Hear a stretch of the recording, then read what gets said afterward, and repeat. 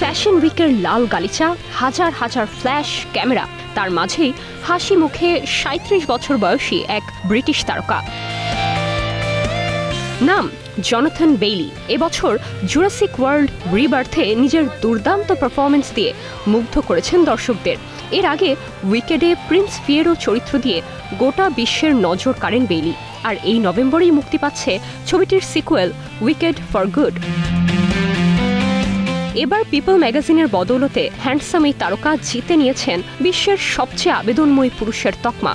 ব্রিচারটনের Lord Anthony থেকে Jurassic ওয়ার্ল্ডের doctor Henry Lummis, নানা ঘরানার সব চরিত্রে বাজিমাত করা এই অভিনেতাকে এখন বলা হচ্ছে গ্ল্যামার ওয়ার্ল্ডের নতুন পোস্টার বয়।